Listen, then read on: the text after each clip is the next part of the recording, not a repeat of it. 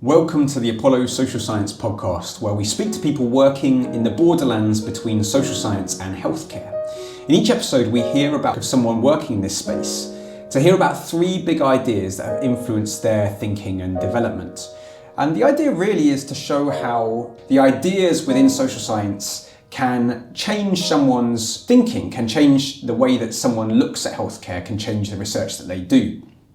And so today I'm joined by Natalia Concha, who's a research fellow in the Centre for Primary Care at Queen Mary University of London.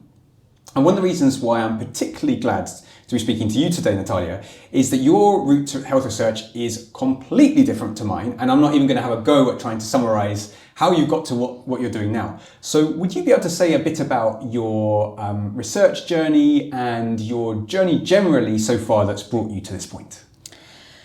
Okay, well, perhaps I should start from where I'm from. I am from Colombia, and I am a migrant from the global south, living in the global north, in one of the mega cities of the global north. And I think that brings in an experience and a perspective that can very much give me a very different way of looking at how health and public health research is done in the UK, which is a very different context from where I'm from and from the communities and the places that I have access and had the privilege to access through the research that I have been involved with. So one of the things that has been very fascinating for me was that throughout my education and also through the work that I've done, I've always partnered with NGOs, and the NGOs have enabled access for me, who's still like an urban person, I come from the third largest city in Colombia, to go to areas that are either in the urban periphery of the Latin American belts of poverty that we have, or in very remote, isolated communities in rural regions, that have highlighted to me how, even though we're all from the same country, these were all communities that were living very different experiences, that had distinct life worlds that were very much enriching the research, but also the actionable recommendations that we could propose within the research projects that I have been involved with. So I carry that with me throughout. And it was fascinating coming to the LSE where I did my education to actually come across other people that came from the Global South as well, that had incorporated that into their teachings, particularly from Latin America, which is the region that I'm familiar with. So I did my master's. I worked for a bit in policy in the UK and also in Colombia, again partnering with NGOs. I then decided I should probably do a PhD, but I had not started the PhD yet because I had always thought to myself, what is that burning question that I would really like to answer that will get me to carry through the PhD? And I had to work for a few years before I could actually find out what that really was. And so when it finally came to me, then I applied for it. It was actually very convenient as well in terms of my own personal life at that moment, because it gives you a flexibility that you don't have with a 9-to-5 office. And we have to remember we were living in pre-pandemic working practices. So the idea of working from home was not as accepted as it is today. And so I did my PhD, and then immediately following the PhD, pretty much from submission, and then the next day, I started working in a multi-partnership project in Colombia with these remote communities that were actually spaces where the internal armed conflict was lived in Colombia. Colombia went through 60 years of armed conflict, and it was only in 2016 that a peace agreement was actually signed with the government and the different actors that were involved in it. So I think that a lot of my learning in my studies, but also my practical experience has shown me the absolute centrality of the social context. And I apply that in the research that I am doing at the moment here in Queen Mary, which is a program that is also applying a wider partnership model in very similar approaches to the ones that I have been involved with. It's just that the research problem is a little bit different, and so is the context. We're going to start with the first big idea that you've chosen. It's an article with an intriguing title called "What Can Be Said? Identity as a Constraint on Knowledge Production" by Alex Gillespie and Flora Cornish. Could you say a bit about what the article is about and why you chose it? So before we talk about the article, let me bring you out a little bit and tell you a little bit about what social representations are, because I realized that in the article there is a lot of assumed knowledge about this theory. There's different forms of social psychology. So we have in the American tradition the sort of more individualistic, experimental paradigm with attitudinal research, with bystander, like a lot of the experiments that have been very prominent in social psychology, but they don't apply that understanding of the social context that we have in what far as well described European forms, the sociological forms, the forms that look more at the context. So within that tradition, Serge Moscovici, who was a Romanian that emigrated to France, developed the theory of social representations. And what representations are is that they are a system basically of values or of ideas, of practices that have a twofold function. So the first one is that they enable us as humans to make sense of the world, which is complex and messy, and to be able to orientate ourselves and master it. And then the second is that it gives us all a sort of shared code of exchange, shared understanding, shared meanings to be able to communicate with each other. So in social representations, we understand that a lot of what we make sense of is very much socially situated. So I'm going to give you an example. A school, you tell me, but like in a very basic level, a school is a place where children and young people go to learn. Mm-hmm. Do you agree with that? Yeah, why not? Basic level, yeah. But then if we move away from that basic functional basis, then we find that schools are represented very different ways depending on where you are based, right, and what interaction you have with school and what access you have to it. So for instance, if we think about Malala, for her, school meant something that was a right, a fundamental right, that she was denied, that she thought it was so worth fighting for that she got shot by the Taliban.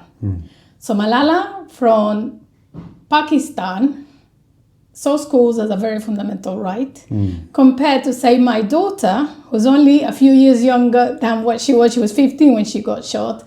My daughter is 13. See schools as a taken for granted thing that she does, right, and that young people and girls her age just do. It's mundane. It's where they go, during time on an everyday basis, and it can be a bit boring. Yes. So very basic representation schools, everyone has a representation of school, but varies greatly depending on the context, and depending on the barriers, on the macro level factors that might be giving you access or not, and how you interact with that. Right. In this case, Malala, as a young girl, was denied that right. Yes. My daughter is also a young girl, but it is actually state mandated, so she goes to school. Yes. Yeah. Yes. Okay. And it's not questioned. And so that sort of understanding of social representations, of spotting that some, taken for granted things may have different meanings, may have different representations in different places. What does that perspective allow you to see differently in, let's say, applied to health? Okay. So in a lot of the work that we do in Colombia, particularly, this comes out a lot. So is the idea that we bring ourselves to understand the perspective of the other. And that's something that Alex Gillespie in that paper talks a lot about in his general work. So that enables us to come in and sort of go, I'm going to try as much as possible to put away my assumptions, although that's impossible anyway, because we do acknowledge the subjectivity of the researcher in the approach of social representations and of sociocultural psychology, and that aligns with qualitative methods as well. But what that gives you is a little window to try to understand that life world of those communities and where they are coming from. And the fact that you cannot come in with an absolutely top-down approach to health in terms of like optimal health. Because people's social realities are very different from ours and can be horrendously constrained.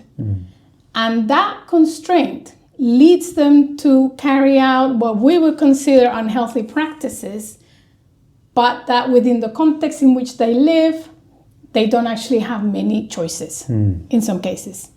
Not in all. I mean, it's all very, very varied and very heterogeneous.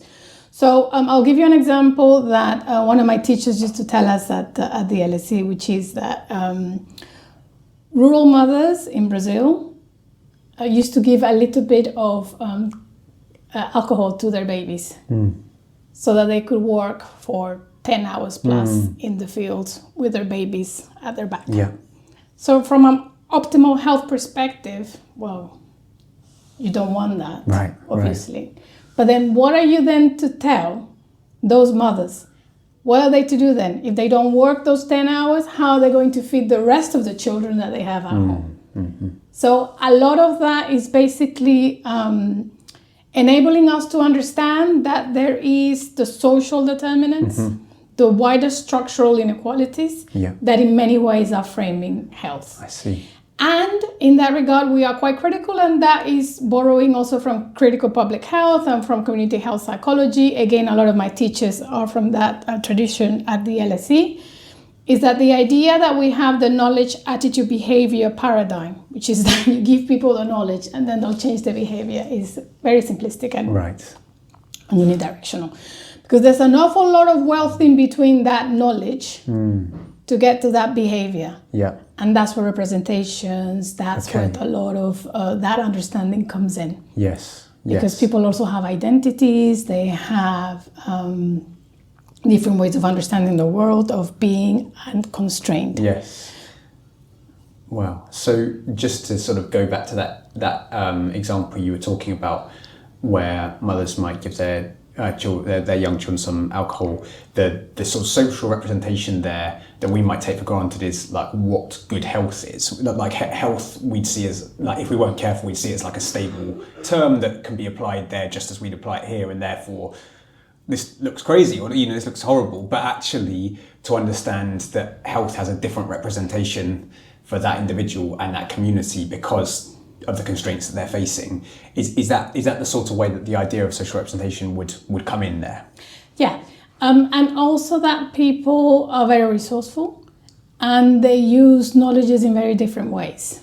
So they adapt to the possibilities of what's available to them. But they also will take the health knowledge and the medicalized knowledge and accept it. It's not an either or. We really move away from the binary notion of health in these approaches. So I'll give you another example from my PhD.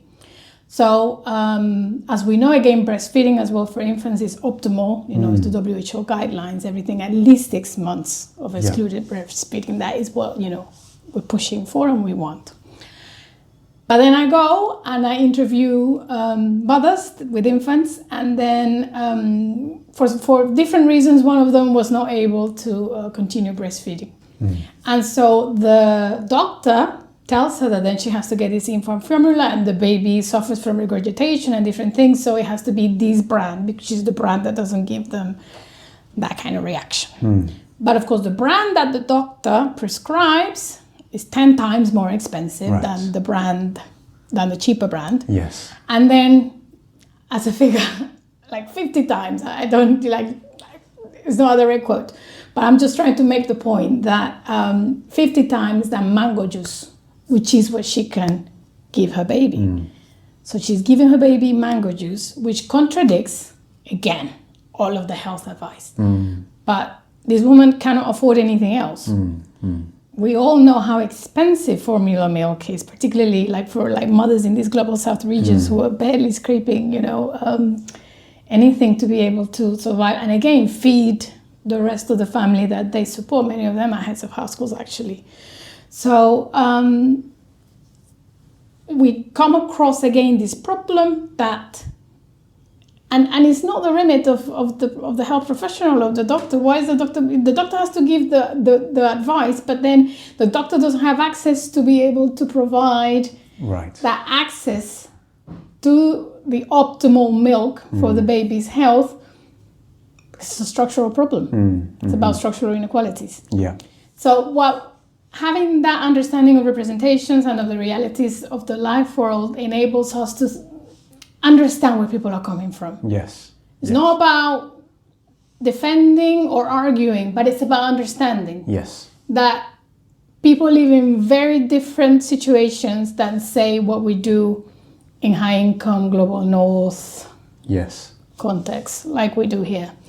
The thing that I like about working in my current project in the UK is that there are resources. Yes. And there is access. And that does create quite a different possibility for opportunities for people that are experiencing poverty or different forms of inequalities. Although still, it is staggering that, for instance, just recently the Joseph Rowntree Foundation published a report saying that in the UK right now, we have 1 million children living in destitution. Again, it's like a staggering statistic considering this is such a rich country. Yes. Is there anything else that this particular paper brings that you'd like to say before we move on to your second idea? So another point that connects and is intrinsically connected to social representations is the idea of identities. And that's something that they address a lot in the paper, because the paper is actually a homage to their late teacher, Gerard Devine, who was also a very prominent figure in the field of social representations. He was one of the editors of Moscovici's book when it was translated into English, which took a little bit of time, because for a while it was only accessible in French. So, but the idea of identities then, and hence the title of the paper, is the example that they give with health visitors coming in. And the idea that as adults, when we are located in a social interaction, we head towards consensus. We want to arrive at a place where we find some agreement. People find disruption difficulties, hard to deal with confrontation, and it makes sometimes the situations a little bit uneasy. So what's interesting about that is that they highlight that when the health visitor gives advice to the families and they're in agreement, it all goes smoothly and works well. But when it doesn't, and they use the case of smoking, then it's challenging for the receiver, in this case the family, to accept what the health visitor is telling them in terms of stopping smoking or being a bit more careful where they're smoking, close to the baby or what have you, because it's challenging their identity as a good parent. And human beings in general have an identity where they consider themselves to be fundamentally good. Yes. We don't really, in general, think of ourselves as being bad people. And in parenting and mothering, that comes even more at the fore because it's so intrinsically important and related to early childhood development and child health and what have you. So the reaction that the parents have in the paper that they describe is that of, I'm not going to engage with this because it's actually creating a little bit of dissonance. Right. And the health visitor senses that, then moves on to planned advice. So when should they start weaning the baby? That hasn't happened yet. So the family can go, yeah, of course we're going to, wean the baby at that time and give the, appropriate solace that are recommended by the health visitor and what have you. So this is where I think public health and health advice and healthcare has to be more mindful about the fact that when you're coming in with that established knowledge and it is disrupting people's behaviors, people's understandings, it can be quite challenging because, again, it's challenging their own identities. Yes. So it's not just that your kind of representations are different, but it's that actually you can do some harm to someone, or at least you can put them in a place of inner conflict. And I guess particularly with the power differences when you are the official sort of voice of health, the sort of state-sanctioned person who can say this is this and this is that. Thank you. So the second big idea you've brought is a book called Underground Sociabilities, Identity, Culture and Resistance in Rio de Janeiro's Favelas. which is written by Sandra Jovcelovic and Jacqueline Prigo Hernandez. So I'd be interested to know what were you up to when you read this, or how did you come across it, and what has it meant to you? Okay, so when I was going to do my PhD, I should first of all say that Sandra was my supervisor, and she was also my tutor when I did the master's. Okay. So when I was, exploring the idea, then her and Jackie, who was also her student, but as I came into the LSE, Jackie was finishing, she had finished actually, and she was doing this project with Sandra. So I wanted to find a bit more of a common ground because my PhD was on maternal health, and that's not Sandra's remit. So we were trying to find what we have the conceptual framing, we have the method, everything else, but the research program was a little bit at odds. And then also I was looking for a specific theory, because even though I was going to use social representations, there was something else that I really want to explore in the intergenerational dynamics and the support systems that enable young mothers, which were the population in my research, to transition into mothering, despite living in a context of what Sandra describes as context of adversity, which are places where there's poverty, violence, and stigma. So as I was coming back to the LSE, they were working on this research. And first of all, the first thing was the parallels that I found with the favelas of Roux, and then the Colombian barrios where I was going to be doing my research. So there are, even though there's so much heterogeneity that I was talking to you earlier, there's still a lot of shared constraints, and but also shared sociabilities. That the life role that she was describing was very similar to the one that I was finding as well in the urban periphery, because I had already worked in the place where I was going to go and do my research in different projects. And I've known that community for many years in my life, also from like a personal basis. So first of all, this is the context, and it's really important that we grasp the context, so we have that quite aligned. And then one of the things that they came up with empirically in terms of a new extension of a concept was this idea of psychosocial scaffoldings, which they describe as structures of support that hold the self in adverse contexts. So in their case, it was about youth in the favelas that were coming out of violence and were coming out of gangs, and they were finding that support systems in NGOs, in community leaders, to live a life away from violence. Very similar to what I was exploring in my own community, in the community of the research. So the book describes psychosocial scaffoldings. It brings in like a lot of the different ancestors that we studied. And I think it was fantastic in terms of crystallizing what I was finding with the intergenerational dynamics that I had in my research, applied at community level as well from their work. Could you say a bit about, just to picture a bit more of this idea of psychosocial scaffolding, how you were seeing that in the communities that you were working in? What did that scaffolding look like there? So what it enabled me to unpack is this idea that we tend to regard mothering in a very instrumental way, which is one of the things that I critique about the literatures that address particularly early childhood development, which tend to be very much focused on the child. Now, the mother is the instrument, is the object that is enabling that development of the child, but the subjectivity of the mother appears less so. And there is nothing more intrinsically relational than the mothering child dyad.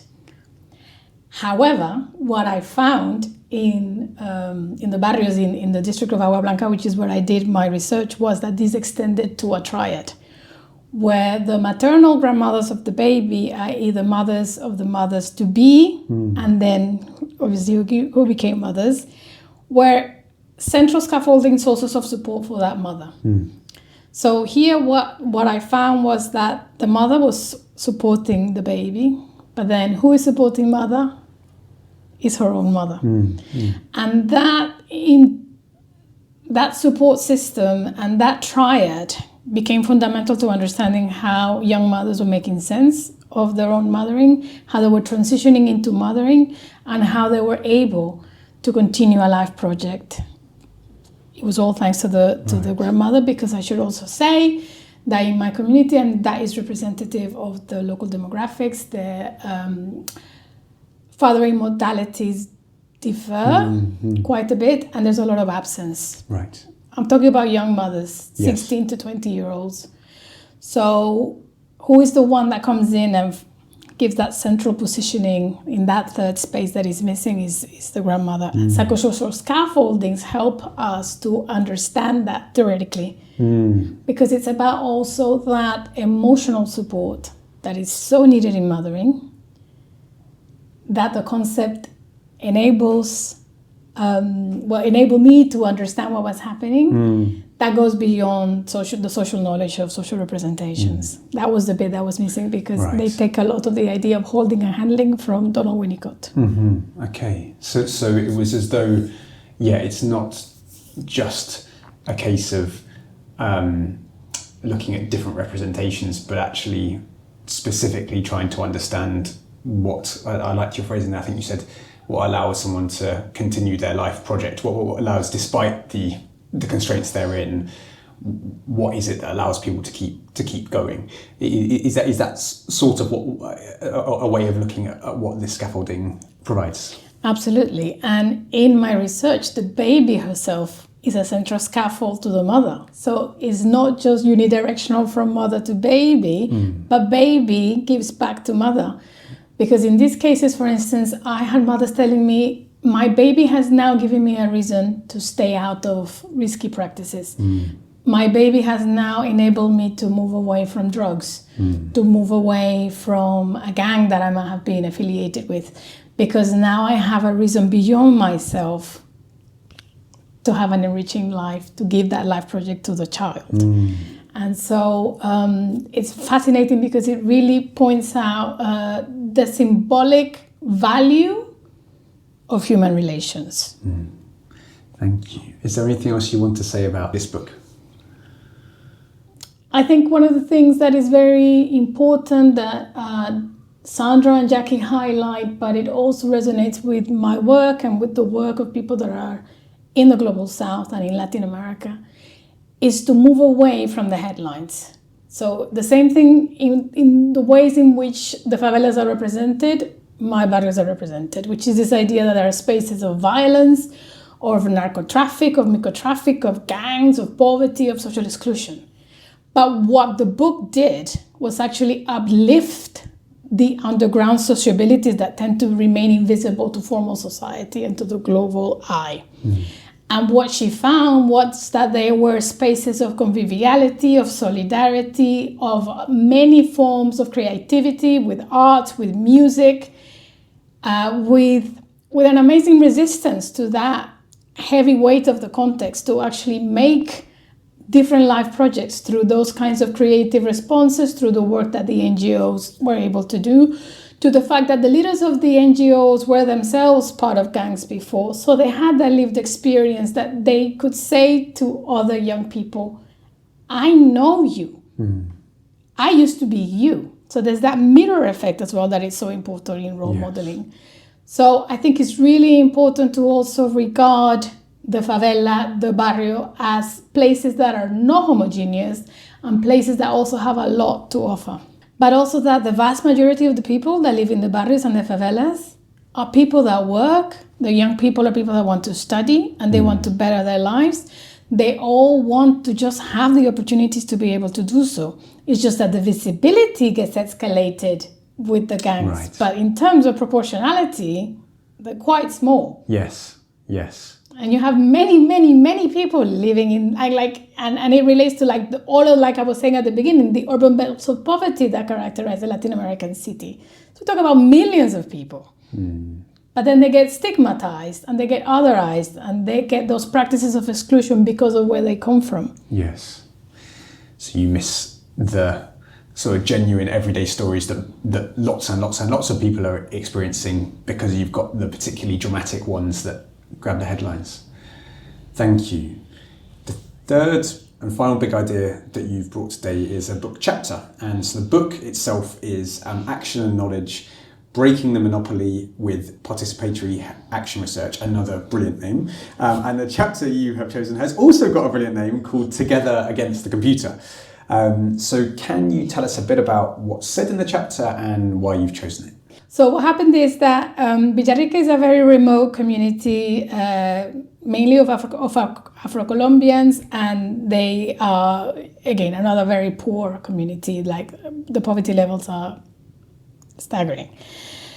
But they are communities like in the favelas and like in the barrios that have a lot of sociability, a very rich community life, and people know each other. There's that kind of idea of the village, of cohesiveness that we have when we have smaller numbers and when we are a bit more remote.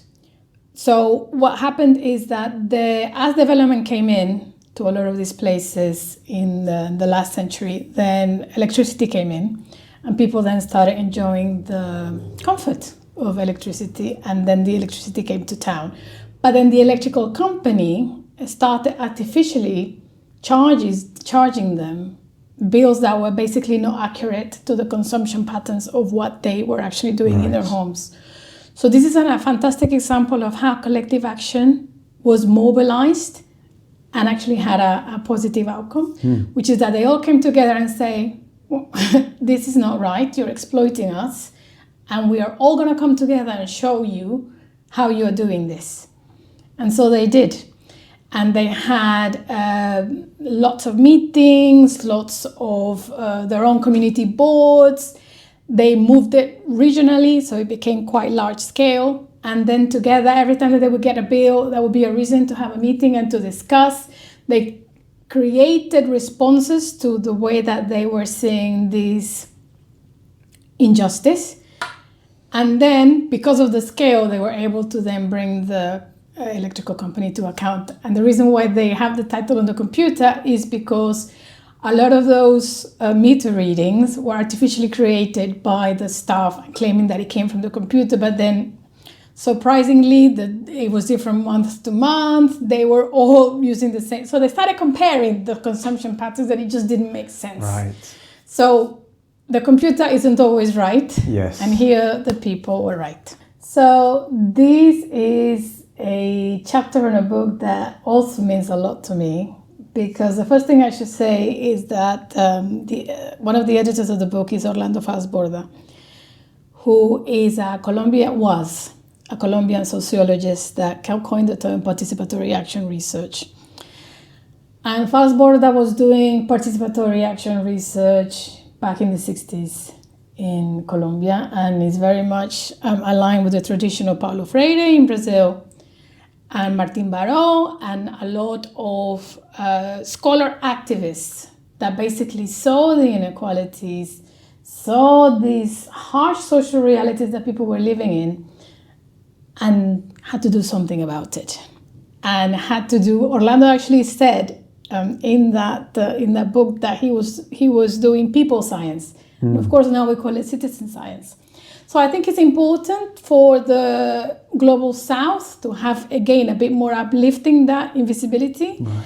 Now we're talking a lot about public engagement and public involvement, and it's become very much a cornerstone of health research, which I think is super important, and I'm very, very glad that this is happening. But I think there is a lot of learning and experience of decades where this work has been carried out in Latin America and in many other regions in the Global South. India as well has a tradition, Africa, but I will talk about Latin America because it is the area that I know. And so the book is by Orlando Fals-Borda with Rahman as well, but then the chapter that I chose is by Gustavo de Roux. Gustavo is one of these other scholar activists from my hometown. He has been working all his life on social development and on sociology, but also very much in an action way to help better the lives of people. So what I think is beautiful about that chapter is that it's a very positive narrative of people finally having a success story against the institution and against the heavyweight of society that tends to generally marginalize them. Okay. So the point that I think is very important as well is that these were people, Gustavo, Paulo Freire, Fals-Borda, Alfredo Molano as well, they have been immersed in the communities and they apply that long-term continuity that is required to enable that trust and to enable a lot of the principles that we hear about with public involvement and community engagement. But Gustavo lived in Villarrica, in this tiny remote village in the Cauca Valley close to our city for 10 years. Wow. So when we talk about trust, sometimes we're just paying lip service to it, because for these kinds of communities to really engage with us, well, they need that space. Right. And they need that understanding that you are an external, but you are coming in and you're going to work with them in the process. But the chapter just highlights how the people got together. And here I can link back to social representations, because we value experiential knowledge, common sense. Representations are in many ways an understanding of common sense. And Moscovici also talked about dismantling that asymmetry of knowledge systems that we have. You highlighted that as well in terms of the power relations and the power dynamics that we might have between the health professional and the patient. But to understand participatory research and to have a more equal understanding of what's going on when we do these partnership models, then we have to acknowledge that there are very different forms of knowledge, but that the experiential grounded knowledge that comes from the lived experience, comes from those lived realities from those communities, is something that we have to really value, and that they bring something to the table that we don't have. I mean, there's so much there that is striking to me. I guess one thing is that I've heard the term participatory action research and a bit about it, but I did not know at all that it had its roots in Latin American thinkers and practitioners, and it makes complete sense, you know, knowing a very small amount about sort of other things like liberation theology, where sort of thought and ideas and action have come together. But that's, it's striking to me that, especially as a sort of recent newcomer to qualitative research methods, that one can hear about ideas without knowing enough about their history to really ground them. And I think that's quite, that adds something to knowing a little bit about the history of where a method has come from. Absolutely. And I do think that now that this is taking a more central ground, I think there's a lot that we really do need to bring from the Global South in terms of those experiences, not just in terms of part, but in a lot of other approaches and methodologies.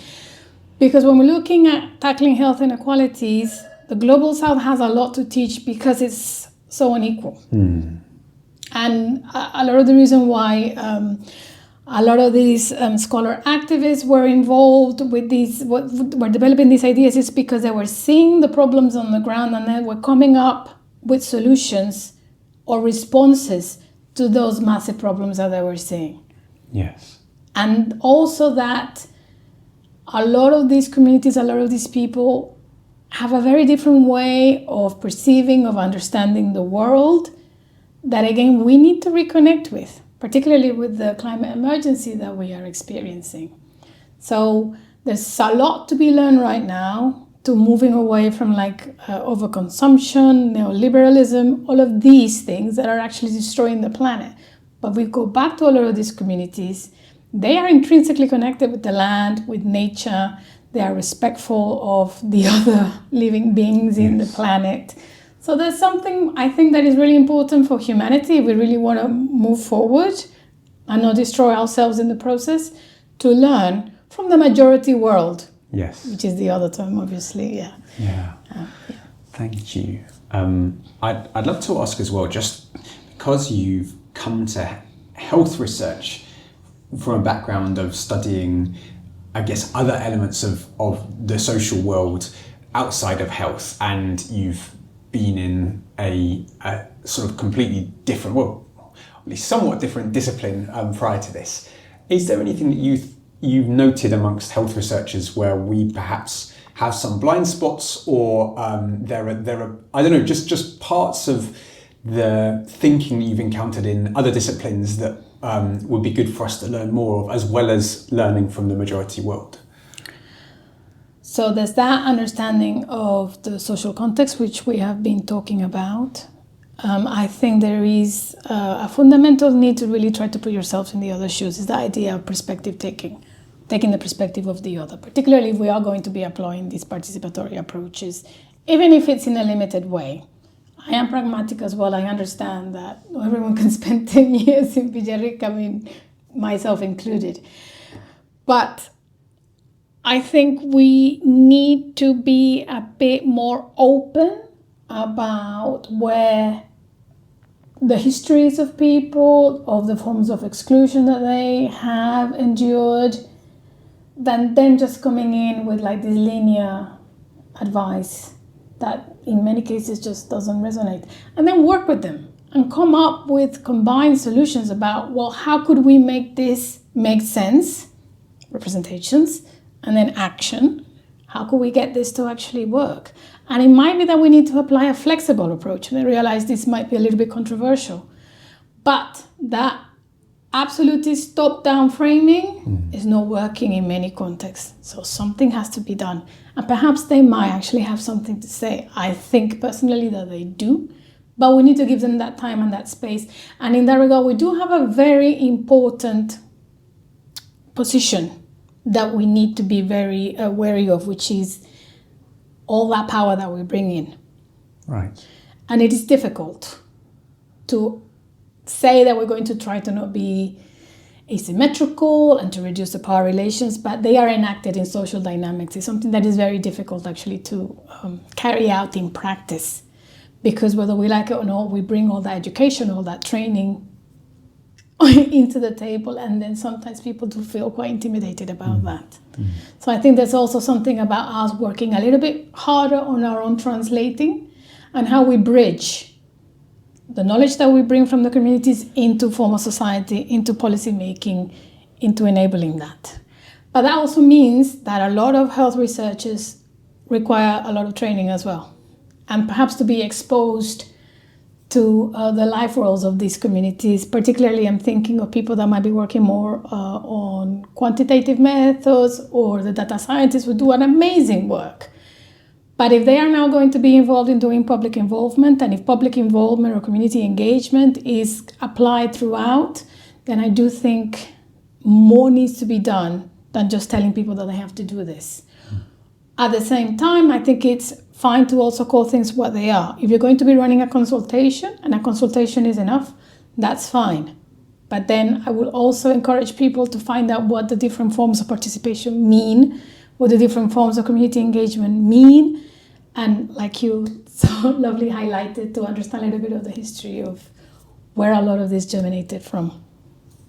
That's brilliant. Thank you, Natalia. Is there anything else that you want to say on any of the themes that we've talked about today? No, I think another point, I guess, to add to that, as qualitative research, is the importance of reflexivity. So what I was just talking about earlier encapsulates that.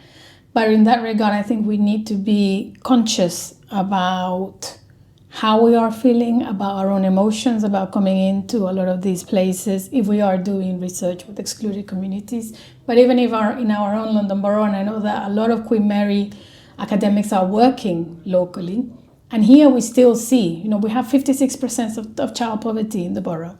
So there are also many things that our own local communities are going through. And to just be okay. It's okay to acknowledge that it's hard for us to go into listening to a lot of these narratives, and to acknowledge the fact that we're human as well. And luckily in qualitative research, which is, anti-positivist, it's okay.